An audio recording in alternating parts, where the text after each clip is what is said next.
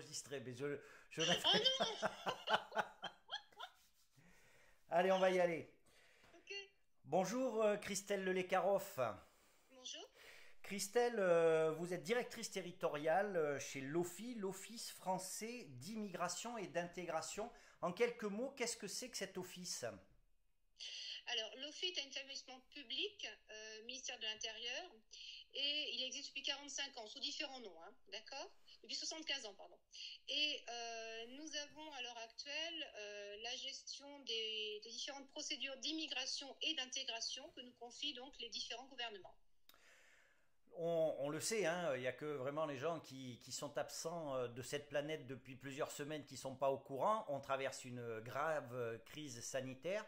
Vous croyez? Aujourd'hui, comment sont organisés les services de l'OFI? Au moment où nous parlons, je le dis pour les gens qui écoutent, on est le 24 mars. Ouais. Alors, à l'heure actuelle, il est bien évident, on est sur un double but. C'est-à-dire maintenir bien évidemment nos activités au service de notre public, je le rappelle, un public migrant, d'accord, Mhm. mais également il faut avant tout le faire dans le cadre du maintien sanitaire et de la réglementation, d'accord. Donc évidemment, ça vient bouleverser je dirais toute l'organisation normale de notre bureau. Justement, on parlait sanitaire. Ça fait partie de vos missions d'organiser des visites médicales et des rendez-vous étrangers malades. Qu'en est-il Ouais. aujourd'hui? Alors, à l'heure actuelle, dans la mesure où il y a le confinement, nous ne pouvons pas et ne devons absolument pas, bien sûr, faire venir les personnes qui seraient susceptibles d'avoir déjà des pathologies et les faire sortir de chez elles. D'accord? Donc, c'est une procédure qui déjà au départ, a une partie dématérialisée. Donc, nous utilisons toute cette grosse partie dématérialisée pour continuer l'activité Mhm. et en fait ne stopper que la partie présentielle de l'usager au sein de la direction. Qu'est-ce que Voilà. vous appelez la partie dématérialisée? Le dossier en lui-même, les certificats médicaux, tous les dossiers que le patient va nous envoyer pour qu'on puisse juger au mieux, que nos médecins puissent juger au mieux de sa situation, Mhm. tous les éléments en fait. Vous avez aussi des missions sur l'accompagnement à l'insertion professionnelle, hein, puisque vous travaillez notamment avec tout un réseau de partenaires. La problématique, c'est ce réseau de partenaires, ben, il est un peu à l'arrêt aujourd'hui, donc comment ça se passe? Alors, la partie insertion professionnelle est une partie d'une partie en D'accord? fait. Puisque dans le cadre, alors je vais peut-être vous schématiser très très Oui? rapidement hein, les missions de l'OFI, avant tout, les missions avant Covid. Oui. Voilà. Donc, nous nous occupons des procédures d'immigration régulière, soit en amont de l'arrivée en France, soit en aval, soit en amont, soit en aval de la préfecture et de la directe.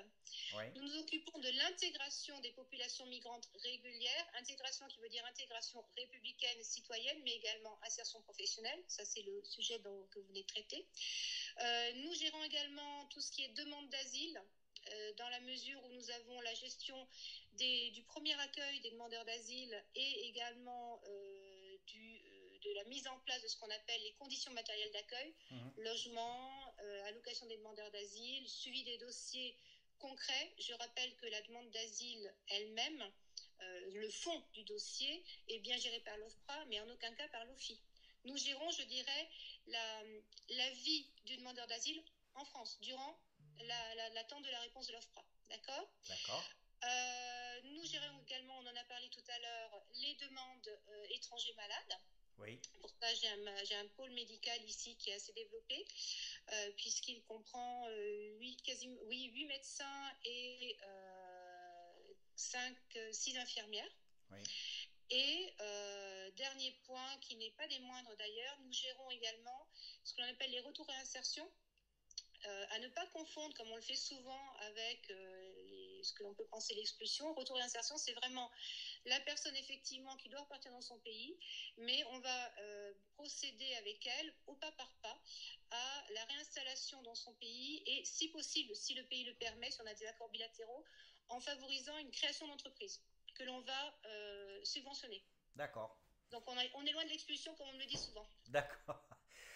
Juste pour revenir sur la partie insertion professionnelle, vous avez publié il y a quelques heures maintenant un appel aux partenaires de l'intérim en leur disant qu'éventuellement s'ils avaient des missions à pourvoir qui avaient du mal justement à être pourvues, vous pouviez éventuellement faire l'interface avec certaines des personnes auxquelles l'Office s'adresse.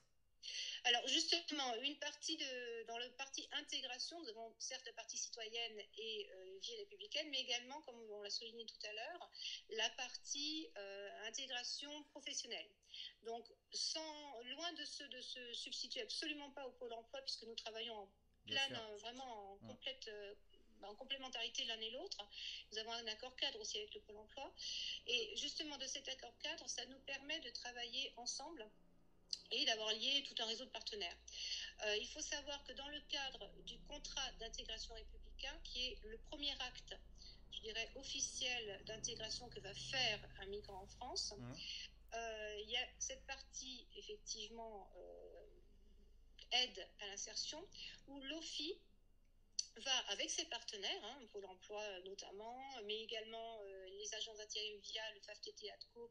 On a conventionné en fin d'année dernière, et nos partenaires, Fédération Compagnonique, etc. On anime vraiment sur le Limousin, surtout le Limousin, puisque moi je gère Creuse, Corrèze, Haute-Vienne. On anime vraiment un réseau qui nous permet de voir les besoins. Et il faut savoir que l'OFI a la gestion de son public migrant sur les 5 premières années officielles de présence en France. D'accord. Nous avons une connaissance très très affine de nos publics. C'est-à-dire que suite justement à un questionnaire que l'on fait avec eux, un audit, c'est vraiment un audit, c'est loin d'être un questionnaire, c'est un audit. Moi je peux être en capacité, moi et mes agents bien sûr, c'est surtout mes agents d'ailleurs, de dire voilà, ce monsieur ou cette dame, eh bien, il ou elle a été couvreur dans son pays pendant tant de temps. Il ou elle a été agent d'entretien dans son pays pendant tant de temps. Mais auparavant, elle a fait telle et telle étude. Mais auparavant, il a fait tel ou tel métier. Il a des connaissances d'un tel ou telle chose. Il aimerait faire ça ou ça ou ça. Ça va jusqu'à là. On connaît les diplômes qui sont effectués, qui ont été effectués s'il y a eu des diplômes. Bref, on a vraiment, je dirais... Vous avez une carte d'identité complète de la personne avec un CV, entre guillemets. Donc, on a une visibilité. S'il y a des agences d'intérim, de travail temporaire qui ont des missions, comment ils font? Il y a un numéro qu'elle appelait? Alors, moi j'ai laissé tout à l'heure, justement, donc vous avez vu que je me sers un peu de mon LinkedIn. C'est bien. On est un peu coincé là en ce moment, on ne peut pas bosser comme on veut. Et oui, mais si on n'était pas coincé, je ne vous aurais pas comme ça. Vous voyez, donc c'est l'occasion de faire connaissance. Non, on est un petit peu coincé, donc généralement tout ça se passe en présentiel. Bien sûr. Là, bien évidemment, j'ai renvoyé mes agents qui n'étaient pas, qui pouvaient être renvoyés chez eux. C'est-à-dire tous les agents d'intégration travaillent, sont sur le pont, mais depuis chez eux en télétravail. Et donc tout ce qui est intégration, proposition sur des formations, parce qu'il faut le préparer, tout ça, ça va reprendre. Bien sûr. C'est pas au dernier moment qu'on doit s'y mettre, c'est maintenant. Il faut, à mon sens, il faut profiter de ce moment où on n'a pas l'arrêt, mais on est dans une stase pour pouvoir préparer les principales rentrées. D'accord? Donc ça, on peut très bien le faire depuis chez soi, et c'est ce que font mes auditeurs intégration. Donc, si jamais, effectivement, il y avait des offres, comme il y en a, comme on nous en a, comme il y en a d'autres, à ce moment-là, on a différents listings. Alors, l'OFI ne donne pas ses listings, ça je tiens à le dire. Bien sûr, bien sûr. Il y a quand même la RGPD, et puis d'une manière générale, l'OFI, nous avons une responsabilité par rapport à nos migrants, ils nous confient leur vie, nous devons de la respecter. Mais en revanche, on va mettre en relation la personne, avec son accord bien sûr, et l'entreprise ou le centre de formation, et ceci et cela. Voilà. Comment nous contacter? Oui, c'est pas compliqué. C'est ça. Un numéro? Alors, là, les standards sont officiels, ils fonctionnent quand même, avec des personnes qui les prennent depuis chez elles, d'accord?